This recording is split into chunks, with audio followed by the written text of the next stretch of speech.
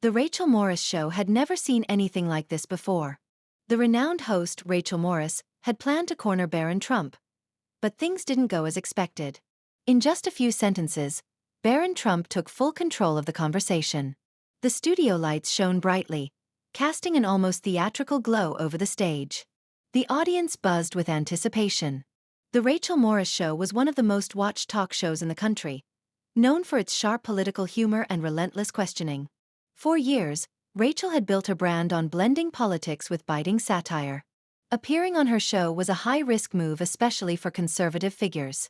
But tonight, her guest was an unexpected one: Barron Trump. The youngest and most private of the Trump children, Barron had spent years staying away from the media. However, recently, he had begun stepping into the public eye, revealing intelligence, confidence, and a calm demeanor that few had expected. Rachel, flashing her signature smirk, turned to the audience. "Ladies and gentlemen, we have a very special guest tonight. Who would have thought? A Trump on my show?" The audience chuckled. But as Barron stepped onto the stage, a hush fell over the room. At 6 feet 7 inches, his towering presence commanded the space. But it wasn't just his height that caught people off guard. It was the composed, measured way he carried himself. Rachel extended her hand as Barron approached. He shook it firmly, maintaining eye contact. A strong handshake. Unwavering confidence. "Take a seat, Barron. I hope being here isn't too much of a change for you. After all, you must be used to the luxury of Trump Tower, right?" The audience laughed again. Rachel was already setting the stage, trying to paint Barron as an out-of-touch, privileged young man. But Barron didn't react the way she expected. "I think everyone grows up in a bubble, Rachel." Rachel raised an eyebrow. "Really?" "Yes. You grew up in a bubble too. Your childhood was different from mine, but that doesn't make you any more real than me. Just like my upbringing doesn't make me any more disconnected than you." The room fell silent. Rachel had expected hesitation. Instead, she was met with a poised, calculated response. Flipping through her note cards, Rachel decided to shift gears. She didn't like how quickly Barron had seized control of the conversation. "All right, let's be honest, Barron.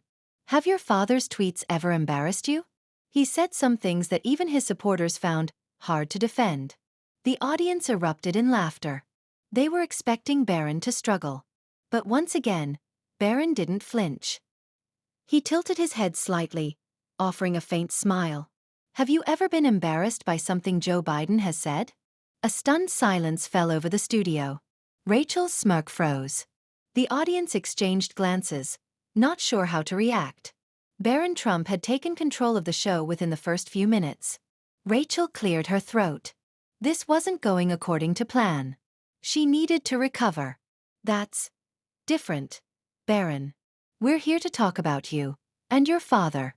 "Of course it's different," Barron said coolly. "Because when it's a Trump, the standards always change, don't they?" A few members of the audience clapped. Rachel's frustration was becoming evident. She forced a smile. "Okay, Barron, let's go deeper. Your whole life has been privileged. Trump Tower, private jets, elite schools. Do you honestly believe you understand the everyday American experience?" It was a sharp question, designed to make Barron look completely detached from reality. But Barron didn't hesitate. Flying on a private jet doesn't define someone's character. But assuming you know someone just because of their last name? That's a real problem. Rachel was scrambling. The entire plan had been to put Barron in a tough spot, to make him look unprepared. But somehow, he had turned the tables. Desperate, Rachel went for the big question. "Are you planning to go into politics?" Barron smiled slightly, as if he had been waiting for this question. "You ask that because my last name is Trump," he said. "But the real question is, why does the media expect me to? If I were anyone else, would you be asking me the same thing?" The audience exploded in applause. Rachel hesitated. She hadn't considered that before. She tightened her grip on her note cards. This wasn't how it was supposed to go.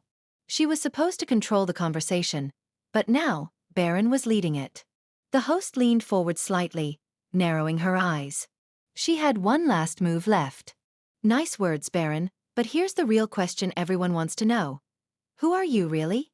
So far, You've given smart answers. But smart answers don't tell us who you are. The energy in the studio shifted. Rachel was trying to force Barron into a trap, a moment where he had to define himself. If he gave a vague answer, he would seem like a shadow of his father.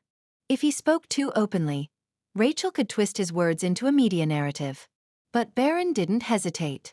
If you want to know who I am, the easiest way is this. Don't judge me by what I say. Judge me by what I do.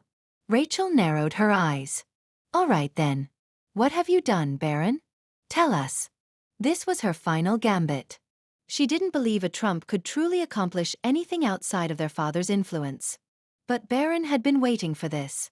Last year, I founded an initiative supporting STEM education for low-income students. We provide free coding workshops and laptops to kids who don't have access to technology at home. Hundreds of students have benefited from it so far. But I don't talk about it much, because if you're really doing something meaningful, people should notice it on their own. The audience fell silent. Some murmured in surprise, while others unexpectedly started clapping. Rachel's note cards were useless now. She exhaled, forcing a tight smile. That's actually impressive. But Barron wasn't finished. His expression grew sharper. You know, I knew exactly what would happen when I came here. You wanted to turn me into a caricature. A punchline. A joke for your audience. But people have been talking about me for years. People who don't know me at all. They assume they know everything about me. But the truth is, you know just as little about me as they do. The tension in the room was palpable. Rachel let out a nervous chuckle, trying to regain control. Well, you do sound like a politician already. Barron smiled, his eyes piercing. That's your opinion. I'm just stating facts. Rachel had nothing left. She had started the interview with control, but now, the entire audience was waiting on Barron's next words. She sighed dramatically, conceding defeat. All right, Barron. I'll admit it. You handled yourself well. Barron nodded calmly. As the cameras faded to black, Rachel could be seen shaking her head, muttering to herself, while Barron sat completely unbothered. And just like that, the internet exploded. Within hours, the clip was trending under hashtags like #BarronOwnsRachel and #FutureTrump. He didn't just hold his own. He dominated. Rachel thought this was going to be easy. She learned today. Barron Trump is not to be underestimated. By the next morning, news outlets were analyzing how an 18-year-old had outclassed one of the most seasoned interviewers on television. And Rachel? She had to face the harsh reality. She had just become the latest public figure to underestimate Barron Trump. This interview could not be reduced to just one night, a talk show segment, or a mere media clash. It was a moment when power dynamics shifted and preconceived narratives were shattered. Rachel Morris and her team were determined to turn Barron Trump into a caricature, to frame him as nothing more than a young man defined by his father's last name. But Barron dismantled that narrative with his intelligence, unwavering composure, and undeniable logic. He didn't just provide answers. He made people question the very questions being asked. By exposing the biases embedded in the media, society, and even the subconscious of the audience, he forced everyone, including his harshest critics, to see him in a different light. This wasn't just an interview with a young man carrying the Trump name. It was a defining moment where a representative of a new generation challenged the rules of the old order. By the end of the night, the winner wasn't just Barron Trump. The winner was the freedom of individual expression.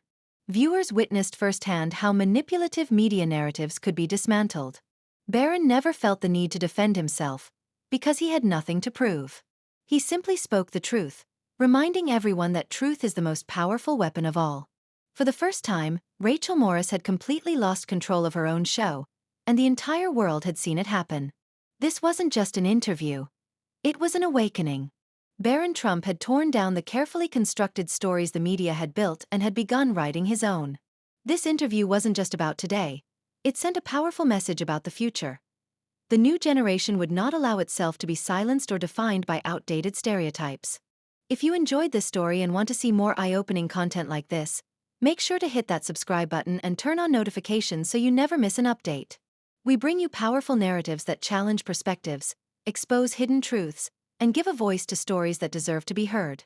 Your support helps us continue creating content that sparks real conversations. Don't forget to like, comment, and share. Let us know your thoughts below.